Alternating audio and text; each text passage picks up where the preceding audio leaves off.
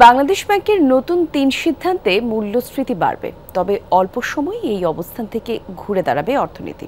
ব্যাংকে টাকার প্রবাহ নিশ্চিত করা গেলে বাড়বে কর্মসংস্থানও, এমন মতামত বিশ্লেষকদের। তবে ব্যবসায়ীদের চিন্তা ভিন্ন, বলছেন নতুন সুদ হারে টিকে থাকাই কঠিন, যদিও ভালো গ্রাহকদের জন্য ঋণের অভাব হবে না বলে দাবি ব্যাংকারদের। কেএসআরএম, শেকড় থেকে শিখরে। মানের যুদ্ধে এবার ডলারের তুলনায় বেশ পিছিয়ে টাকা। কেন্দ্রীয় ব্যাংক ক্রলিং পেগ চালুর পর বাংলাদেশি মুদ্রার সর্বোচ্চ দরপতন হয় 5 দিন আগে। বছরে দ্বিতীয়বার বাড়ানো হয় নীতি সুদহার। স্মার্ট থেকে বাজার ভিত্তিক সুদে আসে ব্যাংকিং খাত। আর এই সব ঘটনা ঘটে আইএমএফ এর ঋণের তৃতীয় কিস্তি ছাড়ের আগে। সংস্থাটির মতে এই সব সিদ্ধান্ত সাহসী।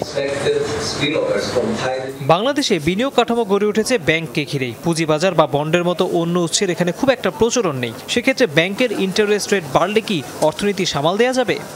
এত হাই ইন্টারেস্ট রেট দিয়ে কোনো ব্যবসা টিকে থাকতে পারবে না।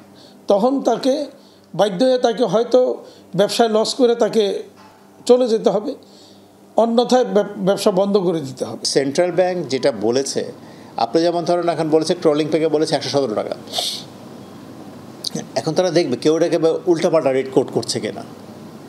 ইন্টারেস্টের ব্যাপারে তারা দেখবে কেউ উল্টাপাল্টা রেট আবার আমরা কেউ আবার এখানে ছেড়ে দিলাম বলে 15-16 করলো কেন।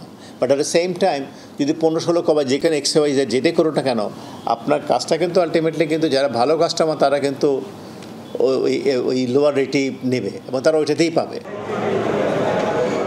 বহু দশক ধরে বাংলাদেশে কর জিডিপি অনুপাত প্রায় 10%, যা বিশ্বের সর্বনিম্ন। ইদানিং 9%-এর নিচে নামছে না মূল্যস্ফীতি। গত 2 বছরে ডলারের বিপরীতে টাকার দাম কমেছে প্রায় 35 ভাগ। তাহলে নতুন সিদ্ধান্তে কি মূল্যস্ফীতি কমবে? ক্যাপিটাল মার্কেটকে এক ধরনের সাপোর্টিভ হতে হবে, এনবিআর অথবা গভর্নমেন্টকে এক ধরনের সাপোর্টিভ হতে হবে, আরও ফিসক্যাল মেজার এবং মনিটারি মেজার একটা সামঞ্জস্য রেখে এই কাজটা করতে হবে। এটা অবশ্যই চাপ বাড়বে, ব্যবসায়ীদের উপর বাড়বে, কনজিউমারদের উপর বাড়বে। বাট টাকার সাপ্লাই কমায় যদি ইনফ্লেশনের জন্য একটু হেল্পফুল হয়, কমানো যায়, এখানে ওই চিন্তা থেকেই এই কাজটা করা হচ্ছে বলে আমার মনে হচ্ছে।